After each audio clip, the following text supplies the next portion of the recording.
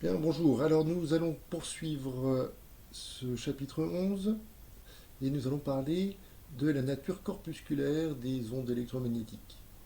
Alors tout d'abord, les ondes électromagnétiques transportent de l'énergie.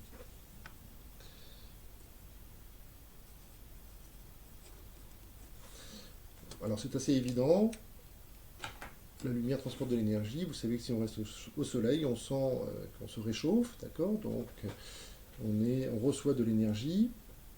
Ou alors par exemple le four à micro-ondes qui permet de chauffer, de réchauffer les plats, etc.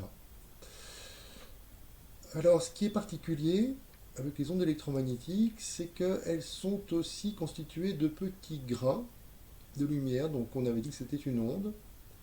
Mais ce qui peut paraître étonnant, c'est qu'elle est constituée de petits grains ou de petites billes qu'on appelle les photons. Et ces photons transportent l'énergie. L'énergie, en fait, est contenue dans ces petits grains. Alors ici, on a cette représentation. On voit qu'à la fois, finalement, on pourrait représenter la lumière comme une onde, mais aussi comme ayant des petits grains qui transportent l'énergie. Alors c'est le physicien Albert Einstein qui a développé cette théorie et qui est tout à fait acceptée maintenant, bien sûr. Donc quand on a un rayon de lumière, le rayon de lumière est constitué d'un flux de particules appelés les photons. Donc il faut imaginer, ils sont extrêmement petits, hein, donc ce sont des milliards et des milliards de photons. Quand on est éclairé, on a des milliards et des milliards de photons qui nous bombardent, entre guillemets. Vous voyez que sur cette image précédente, on voit que de la lampe sort des photons, comme s'il y avait des petites billes envoyées. Voilà, donc il faut imaginer qu'il y a des milliards de petites billes et qui sortent à la vitesse de la lumière.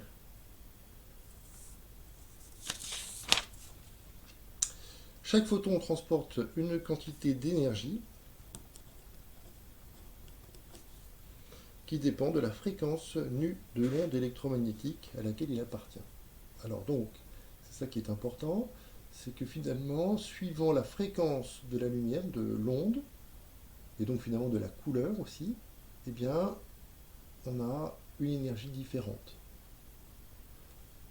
Alors on va en reparler un petit peu après. Alors un photon appartenant à une onde électromagnétique de fréquence nu transporte une énergie E qui est égale donc à h nu. Alors c'est une formule qu'il faut retenir. Donc h c'est une constante qu'on appelle la constante de Planck et nu la fréquence. L'énergie est toujours en joules.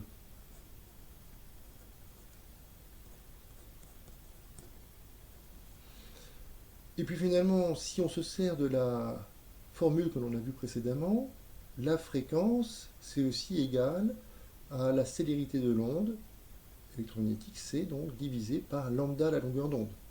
Et je peux remplacer dans cette formule, on obtient donc h fois c sur lambda, ou hc sur lambda. On l'écrit des fois tout simplement hc sur lambda. Voilà, donc c'est une même formule en fait, hein, simplement elle s'exprime ici avec la fréquence et là avec la longueur d'onde et la célérité. Donc on voit bien que plus la fréquence est grande ici, plus l'énergie augmente. L'énergie est proportionnelle à la fréquence. L'énergie par contre est inversement proportionnelle à la longueur d'onde. Plus la longueur d'onde augmente, plus l'énergie diminue.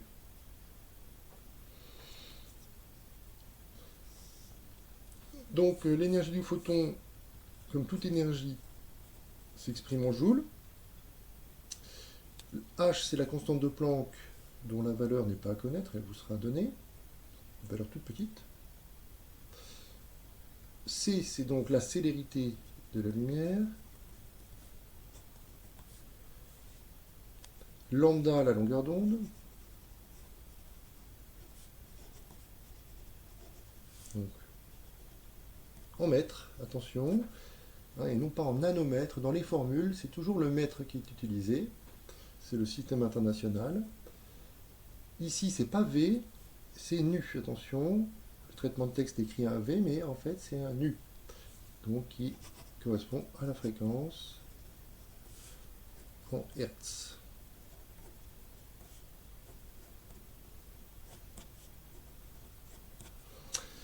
Voilà. Alors juste une petite chose supplémentaire, l'énergie, les énergies des photons sont extrêmement petites, vous imaginez, ils sont tout petits, il y en a des milliards et des milliards dans un petit faisceau lumineux, et donc on utilise une autre énergie qu'on appelle l'électronvolt, c'est une sous-unité de l'énergie. Un électronvolt, c'est donc une énergie et qui est toute petite, ça vaut 1,6 multiplié par 10 puissance moins 19 joules. Toute petite quantité d'énergie. Et on va voir que cette unité est adaptée lorsqu'il s'agit donc de donner l'énergie d'un photon. Alors par exemple ici, calculer l'énergie d'un photon qui appartient à une onde électromagnétique de longueur d'onde de 450 nanomètres. Et ensuite on nous demande d'exprimer cette énergie en électronvolts. Alors pour calculer l'énergie, on utilise donc la formule, vu qu'on connaît la longueur d'onde, E égale hc sur lambda, h fois c sur lambda. Voilà, donc on va remplacer ici E, alors h, je prends la valeur qui est donnée, un petit peu au-dessus, donc c'est 6,63 multiplié par 10 puissance moins 34, multiplié ensuite par la célérité de la lumière 3 fois 10 puissance 8, et donc divisé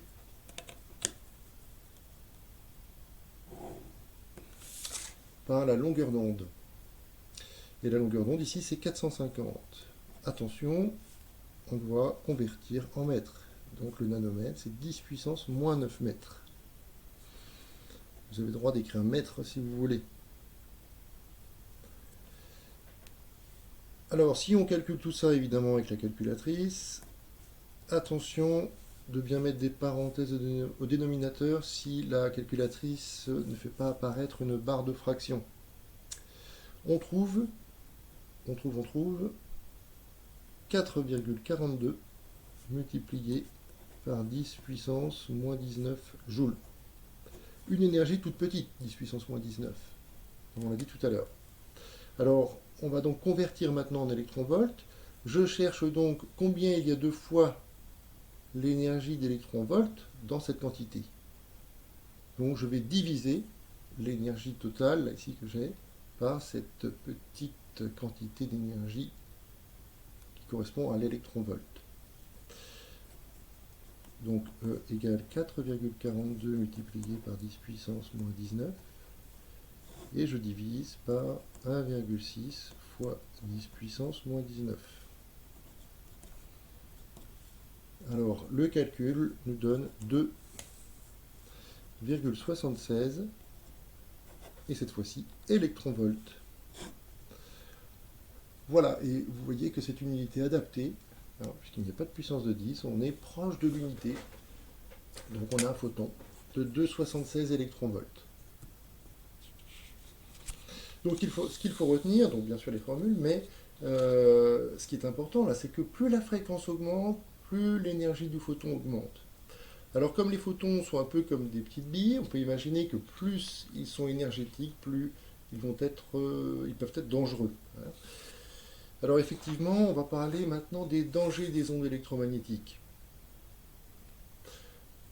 Les ondes électromagnétiques sont d'autant plus dangereuses qu'elles sont constituées de photons de grande énergie.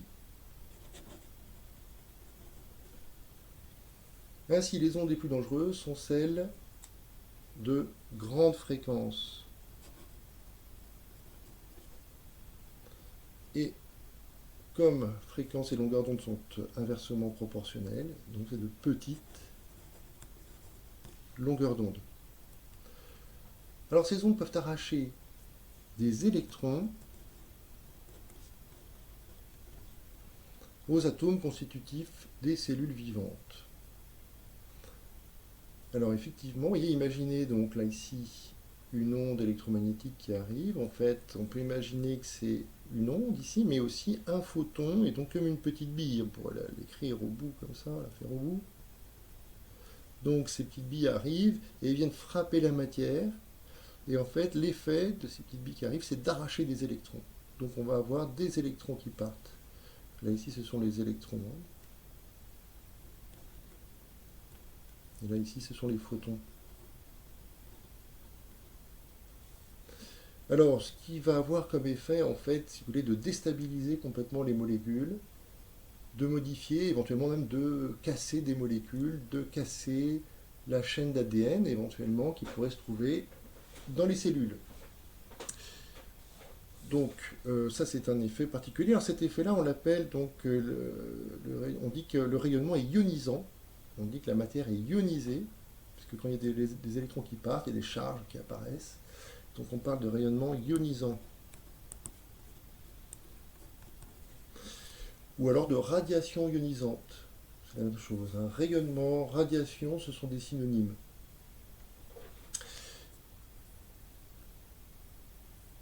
Les effets de radiation dangereuse donc sont de différents types et cela dépend du type de radiation, alors de la dangerosité, finalement de l'énergie des photons et aussi de la durée de l'exposition. Alors je vais reprendre un petit peu le détail. 2 secondes.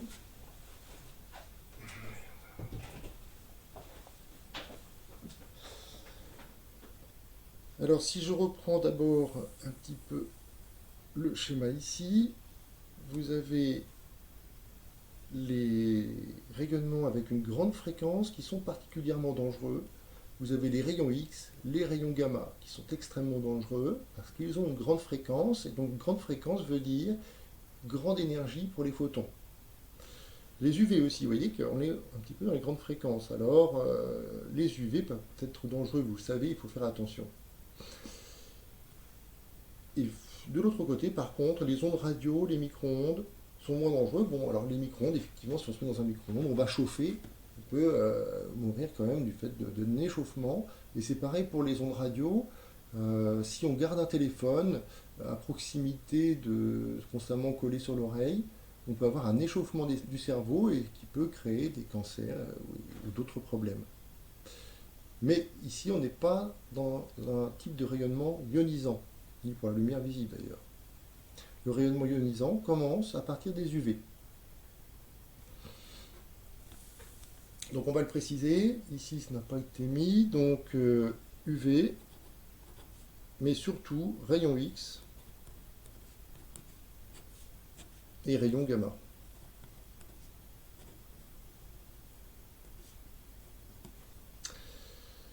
Voilà, alors quels sont les effets que l'on peut rencontrer pour les rayons UV? Si la radiation est modérée, eh bien en fait ça peut être bénéfique pour la santé. Donc on n'est pas ici dans le rayonnement ionisant à proprement parler, au contraire, eh bien, la vitamine D nécessaire pour la croissance est synthétisée grâce à une exposition aux UV. Donc c'est bon pour la santé d'être un petit peu au soleil. Mais si on y reste trop longtemps, vous savez qu'on peut obtenir des cancers cutanés, ce qu'on appelle des mélanomes, et aussi des lésions oculaires, etc. Des rayons X à forte dose. Alors, à faible dose, on ne risque rien. On peut faire quelques radiographies par rayon X à l'hôpital. Mais bon, il ne faut pas dépasser un certain nombre de radiographies. Et puis, il faut que les appareils soient bien réglés. Si la dose de rayon X est trop importante, alors à ce moment-là, il y a des effets qui peuvent être graves. Donc, les premiers effets, alors à court terme, tout de suite, on peut sentir des vertiges, des nausées, des vomissements, qui sont le signe qu'il y a eu une irradiation trop importante au rayon X. On peut avoir aussi des brûlures externes ou internes. Et donc c'était arrivé, il y avait un hôpital où malheureusement l'appareil avait été mal réglé il y a quelques années et donc des personnes avaient subi des brûlures internes. Et puis à plus long terme, donc, on peut obtenir des cancers de la peau et des os, une stérilité et aussi des malformations des fœtus. Et vous voyez donc en fait ces rayonnements rentrent à l'intérieur du corps des cellules et donc peuvent produire des cancers et modifier en tout cas les cellules dans leur fonctionnement, et perturber le fonctionnement des cellules. Alors il faut se protéger de ces ondes électromagnétiques, il faut donc limiter le temps d'exposition, la durée est importante, hein. Limiter le temps d'exposition, c'est important, se protéger, ou alors plutôt, excusez-moi, là c'était pas se protéger, c'était plutôt s'éloigner, s'éloigner. Donc par exemple, si vous êtes à l'hôpital, dans une salle où il y a des radiographies par rayons X, il vaut mieux s'éloigner toujours des sources de rayonnement. Et puis utiliser des protections, alors des vêtements de protection et lunettes de protection. Voilà.